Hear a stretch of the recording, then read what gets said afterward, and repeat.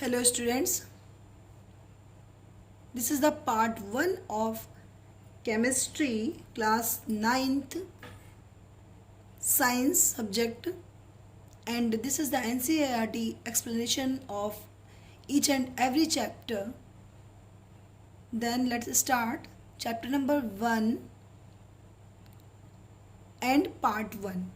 This is the chapter matter in our surroundings. I will discuss NCERT line to line. Okay. You can take help from this video by the NCERT explanation. So let's start.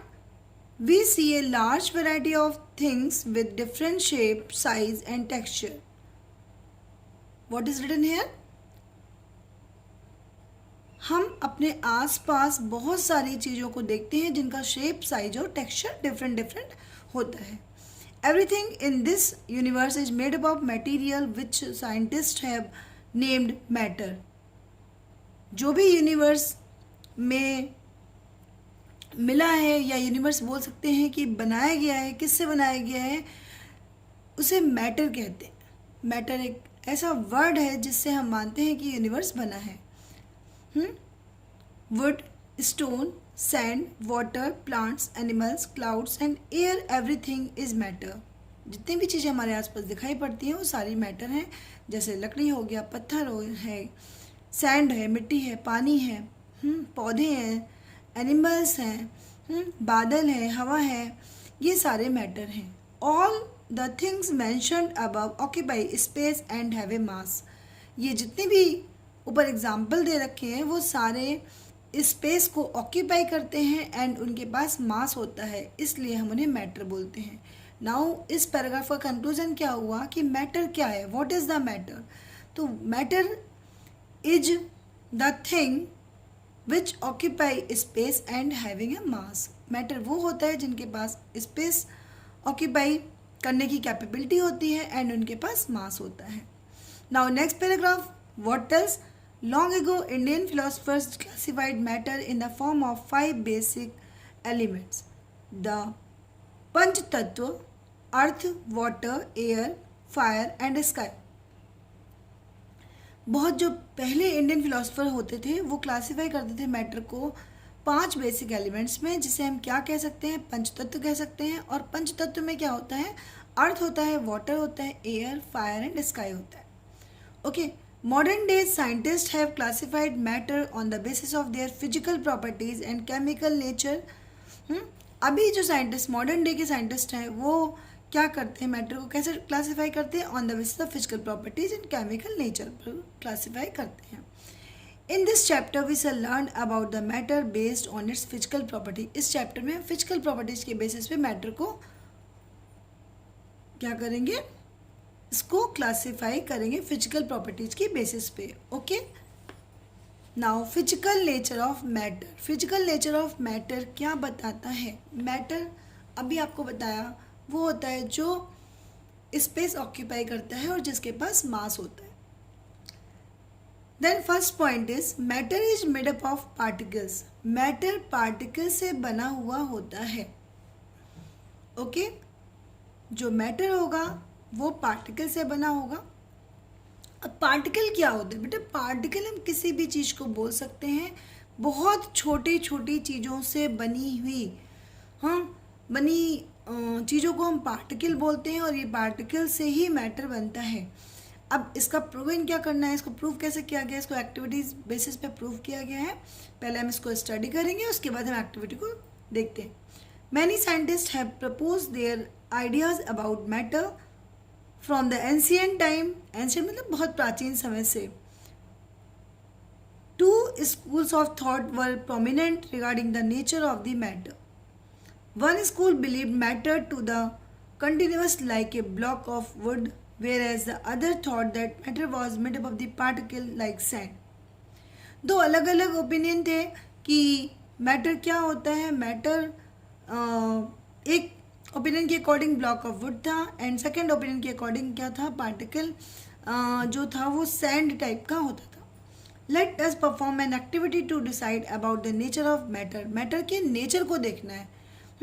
Is it continuous और particular, कि matter एक continuous nature में है या बहुत छोटा सा particle है। तो क्या किया गया एक्टिविटी नंबर 1.1 में, take a 250 ml beaker, 250 ml का बीकर लिया। बीकर हम किसे बोलते हैं, ऐसा ग्लास का है। आप जब लेबोरेटरी कभी जाएंगे तो ऐसे ग्लास के शेप में और ये इस टाइप का बना होता है, मग शेप में ग्लास का, बोरोसिलिकेट ग्लास का, उसे हम बीकर कहते हैं। Fill half the beaker with water and mark the level of water. Water को हमने क्या करा, इसमें इस बीकर में हाफ फिल कर लिया एंड देन मार्क कर लिया उसको। Dissolve approximate 5 gram of salt sugar with the help of glass rod.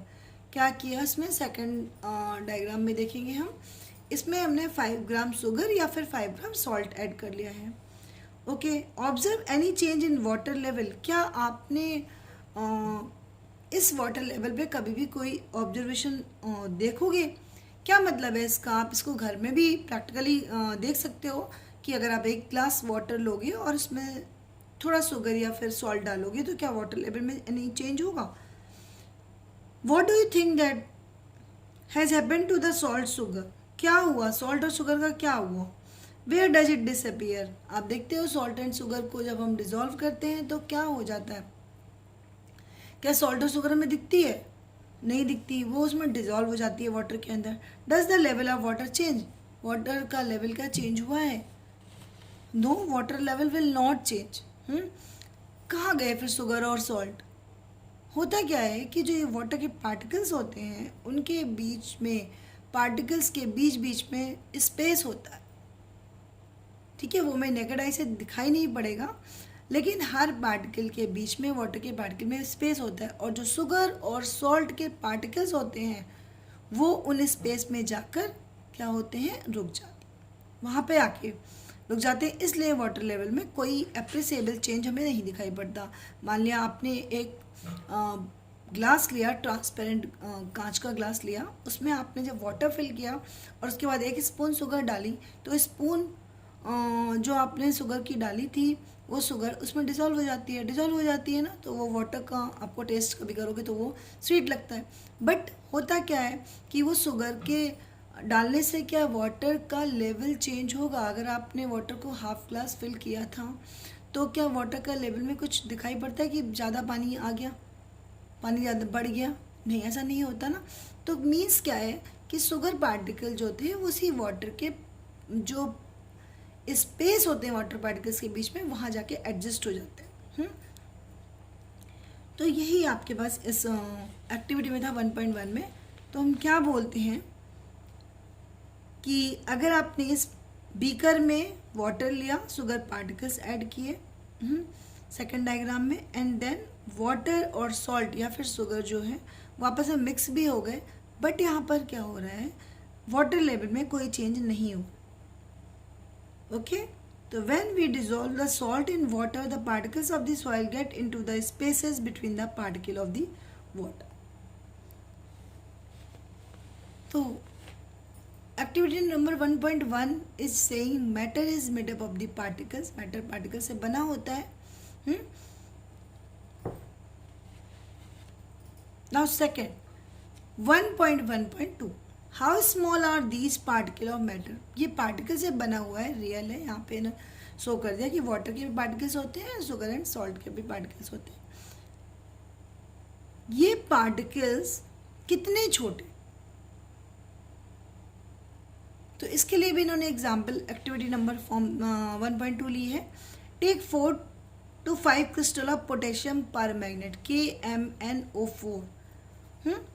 जो पोटेशियम पर मैग्नेट होता है उसका कलर होता है पर्पल। P से पोटेशियम पर minute and colour will be purple. And dissolve them in 100 ml of the water. इसको हमने 100 ml वाटर में डिजोल्व कर लिया। डायग्राम नीचे शो हो रहा है आपको।